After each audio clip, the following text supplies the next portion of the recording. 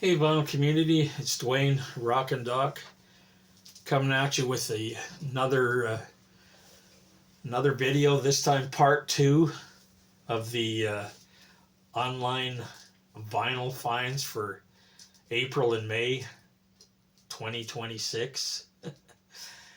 And I was gonna just do two parts of this, but because the first one was so long and had probably just as much stuff to do, I decided I'm going to split the next ones up to part two and part three. So let's get started right now with part two. This is some stuff I got from mail order place. I believe they're from Portugal, called Chaputa Records. I should know this because I order fairly regularly from them. But anyways, I got some stuff from them, starting off with the Strip. This is their latest album called Life Imitates Art. This is their second album released this year. They're an Australian band that mixes high energy hard rock, punk, and alt rock. There's a picture of, well, just the female member of the band. I guess maybe that's the guys in the other guys in the back of the band, but that's not a very good picture. Anyways, there's the track listing. That's them on the front. And there's also a picture of them on the inside insert. Up next is the Beat City Tube Works. This is their latest album called Through Space and Time. It's another new album from this year. It's their third release. And this is Swedish action rock. I've been hearing that term lately a lot to describe this kind of style, which I had to look it up on Google. What is action rock? And it Google says it fuses the raw, fast-paced attitude of punk with the massive hooks, guitar riffs, and showmanship of classic hard rock and garage rock. There, now you know what action rock is. Anyways, there's the picture of the guys in the band with the track listing on the back.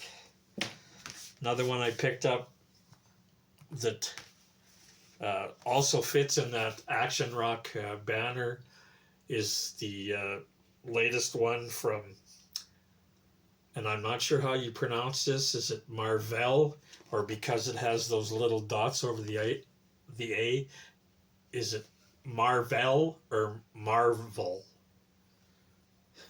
Anyways, however you pronounce it.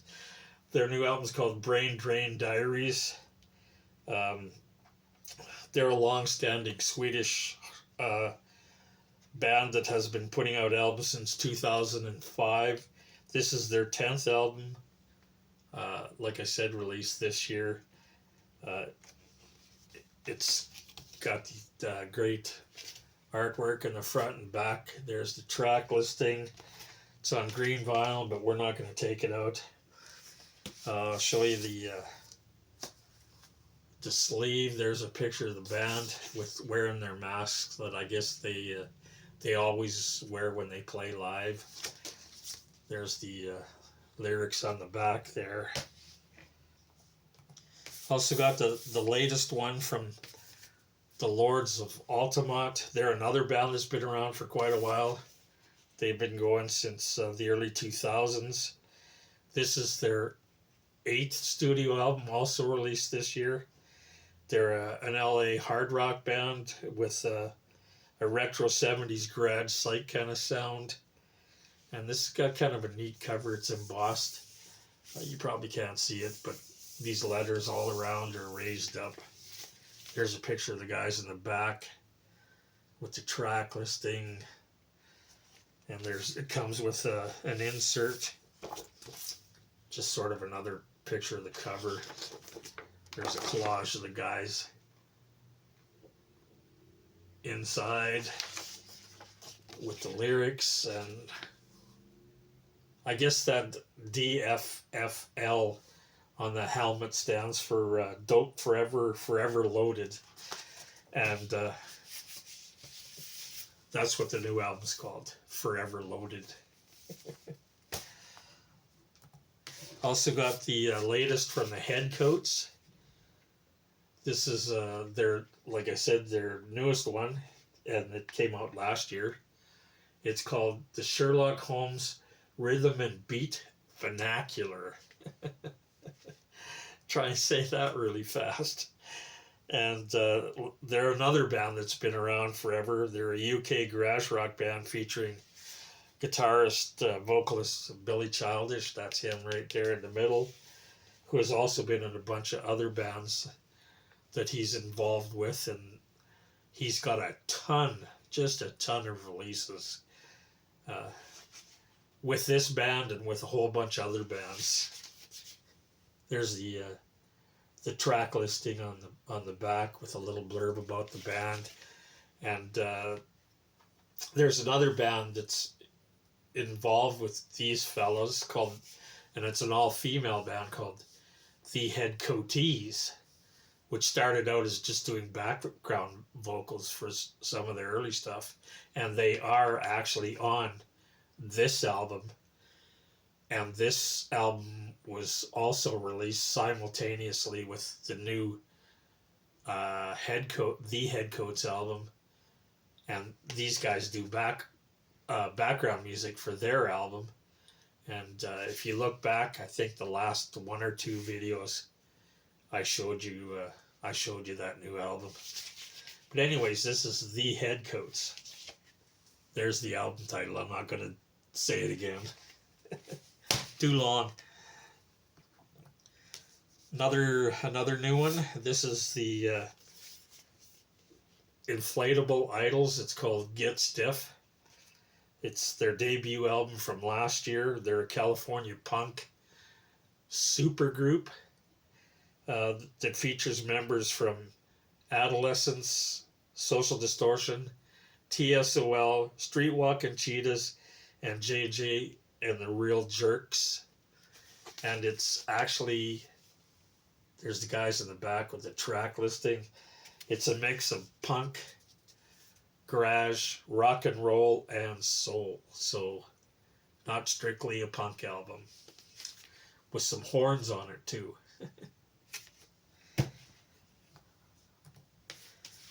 Another new one. This one also came out this year. This is Senses with an album called Can't Beat. This is their second one. Came out, like I said, this year.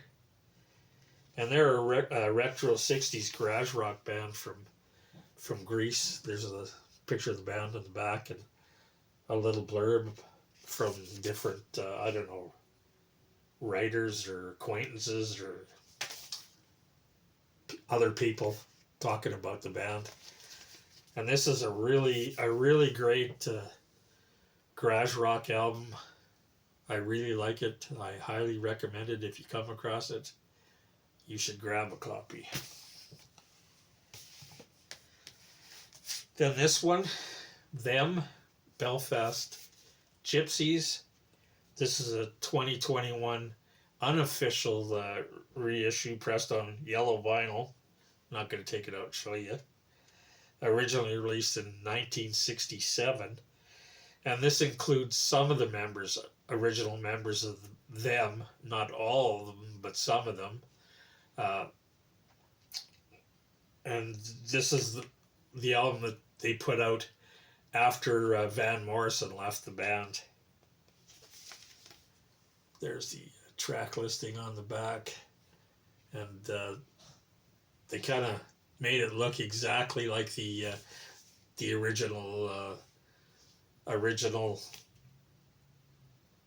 look of the record when it came out on Grand Prix Sonnet.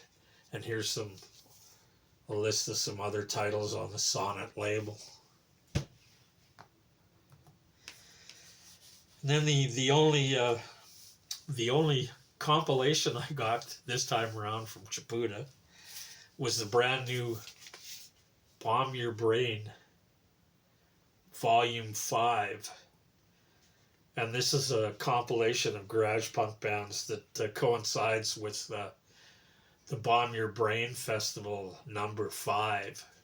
These are all bands that appeared this year at the festival, which happened at the end of May, I believe. And I really love the artwork on these things. It's always got great artwork. There's the bands right there. And actually, I'm only familiar with 2 of the bands. I've only heard of 2 of them before. Amy Beth and the Creeps from the U.S. and Power Solo from Denmark. The rest are all kind of new to me, sort of thing. I've never heard of the rest of these bands. So that was it from Chapuda. Then I got to some stuff, a bunch of stuff from Amazon, but not all at once. It came in different times during April and May.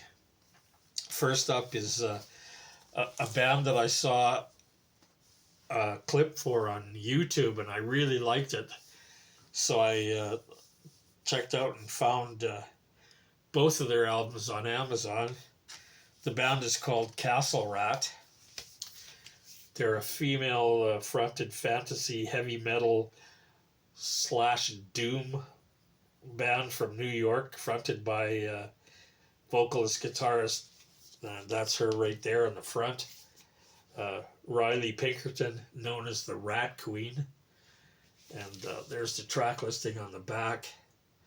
And this is their first album, their debut from 2024, again on purple vinyl, which we're not going to take it out and show you the vinyl, because who cares. But anyways, there's the insert. That's her in the front. And then they have a sort of a mascot. I don't know how well you can see her right there. She's dresses kind of skimpily, and she's got this rat face mask on. And they're getting a lot of attention for their medieval costumes and theatrical live performances. This is their second album, which was released last year. It's called Bestiary. And again, there she is on the front cover. And I don't know why. There's the back cover with the track listing, and that's not glare. That's the way the album cover looks on the back. But there's no pictures of the other members of the band. And it comes in this really cool looking red, white, black belt vinyl, I guess. But it's cool thing about it is it looks different on the other side. You can't really see it very well, but it's actually a dark red on that side and this light kind of pinkish red on this side. And like I said, if you go online, you can see some of their videos, and you can see the other members of the band. One guy dresses kind of like Count Dracula, and one guy dresses with if you've ever seen the mask from the Plague with the long snout on it. So they look really cool on stage. And then they do the sword thing. She has a big sword that she waves around, and I guess it's quite entertaining. Anyways, and they just played. They either just finished a tour, or they're doing a tour right now. And the only 2 dates they played in Canada were Montreal and Toronto. And speaking of somebody that's touring right now, the next album we have is the Reverend Horton Heat live in Houston. This is a 2023 release of a live show recorded in September of 2009. Obviously in Houston, Texas.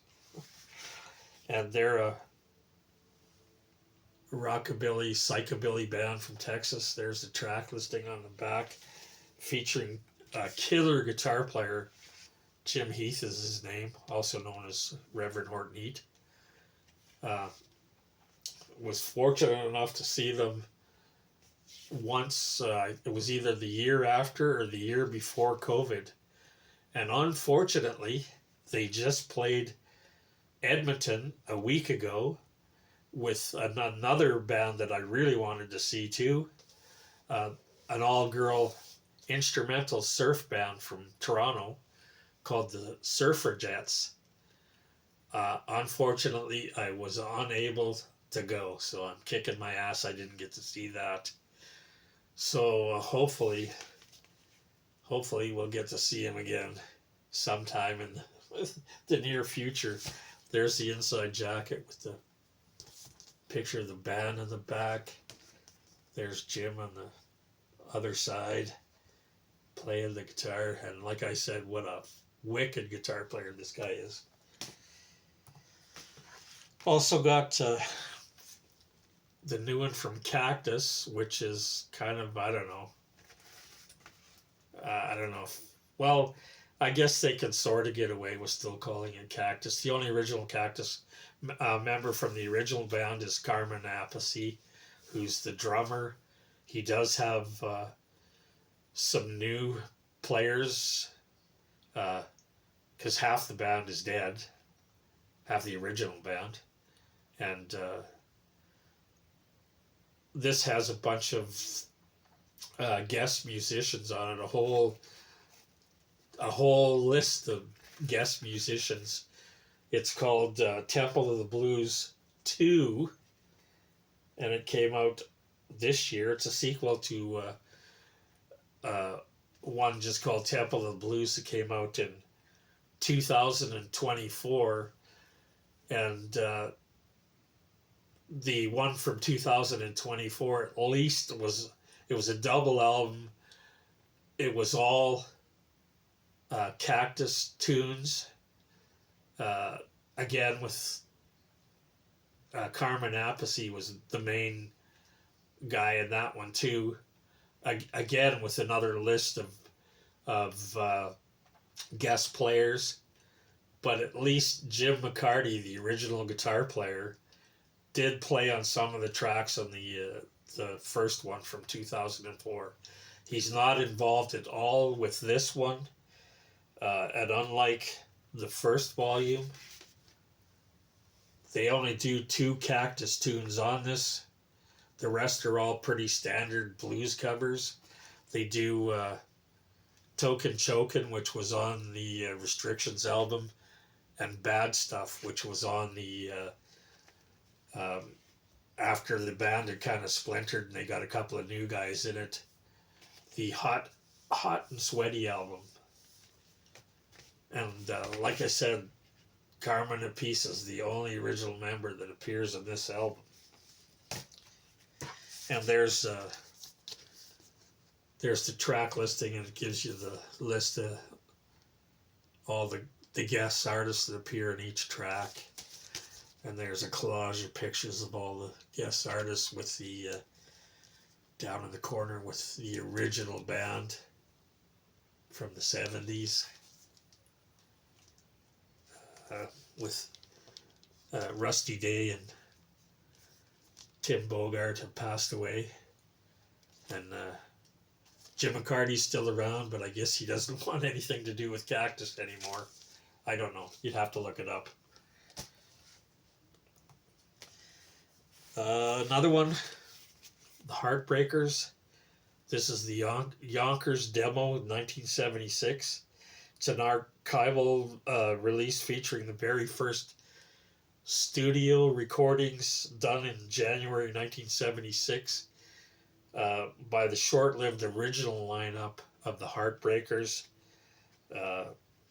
with Richard Hell in the band after he left television. And I'm sure everybody knows that the Heartbreakers was formed by Johnny Thunders and Jerry Nolan after they left the New York Dolls. And then they added Walter Lure as a second guitar player. And after Richard Hell left to to form Richard Hell and the Voidoids. They replaced him with Billy Rath on bass. But this is, like I said, the very first recordings they did. There's a track listing, and you'll see that it also has Love Comes in Spurts and Blank Generation, two tracks that Richard Hell wrote that he reused on his own Richard Hell and Voidoids Blank Generation album, the first album he released after he left the Heartbreakers. And then we got a couple of metal things that I got. The Burning Witches, the album's called The Inquisition. This is a sixth studio album from last year. Great artwork on the cover. And they're an all-female thrash metal, power metal band from Switzerland. There's the girls. Picture of the girls in the inside jacket with the song listings or lyrics. There's the back cover. And I just listened to it for the first time like a couple of days ago when I was getting this video together, because I wanted to listen to this stuff before I talked about it. And I found out that this has a bit of an edge warp, not bad enough that makes my tone arm bounce, but so I went on Amazon to see if I still could return it, because I've had it for a month. Little lesson there: don't wait long from stuff from Amazon. If you're gonna listen to it right away, and if there's something wrong with it, you can return it. Because I have till tomorrow to return this. That's the last day I can return this. So I've already requested a return authorization. So I just squeaked by. Otherwise, I'd be hanging on to it. So I'm getting another one. So hopefully it won't be warped. Another metal thing that I got was the brand new one from Wednesday 13. It's called Mid-Death Crisis. This is Joseph Poole, also known as Wednesday 13. This is his 10th studio album, released last year. It's American horror punk and sleaze metal. And he's formerly the vocalist from the Murder Dolls and Frankenstein Drag Queens from Planet 13, two of the more better known ones that he was in. And there's the inner jacket. And there's the band looking all scary on the back there with the track listing. And I really like this album.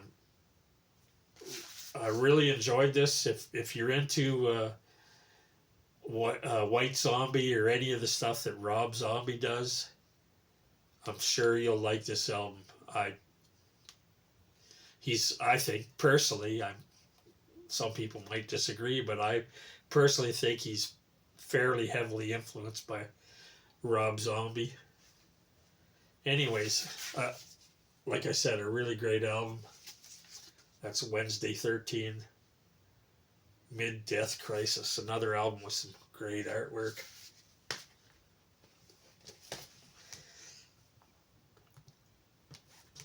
And up next is Fanny on the Beat Club 7172. This is an official archival live album released last year.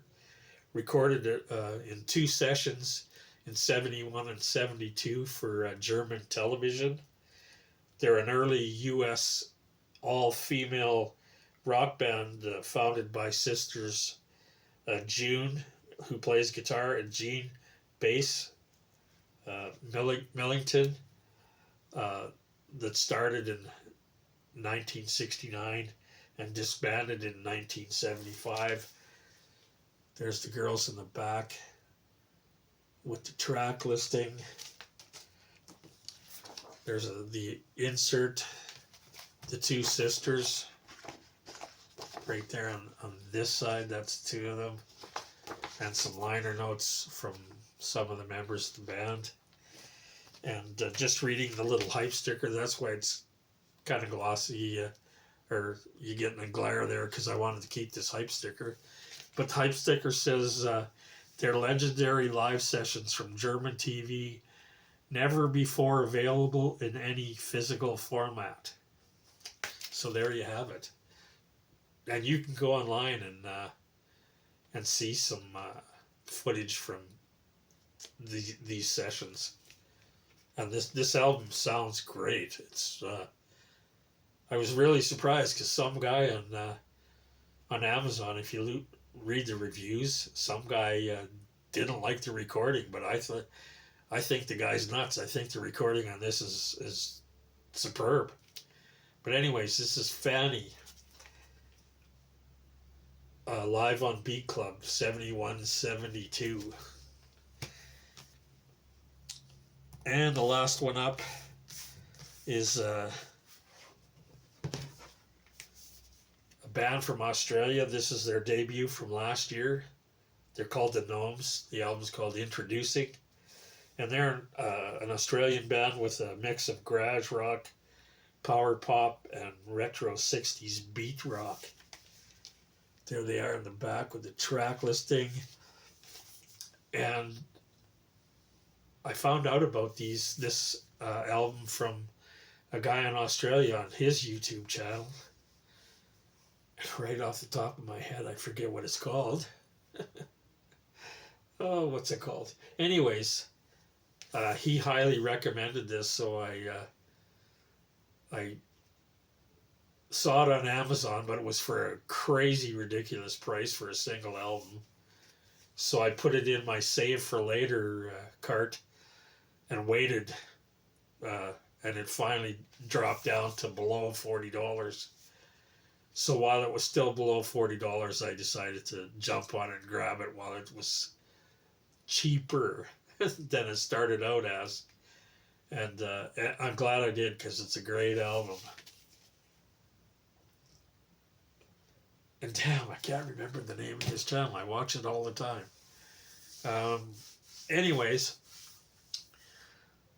this one is long, but not as long as part one. There's still a part 3 to come, because I've got still just as many more to do. So that's a good thing I'm leaving it till part 3. So I hope you like this. If you liked what you saw, please subscribe, hit the like button and notifications so you know that if I got another one coming up, which I hope to have in a couple of days. If I get it done right away, you'll see part 3 in a couple of days. Hopefully. Anyways, again, as always, stay safe, stay healthy, and we'll see you next time.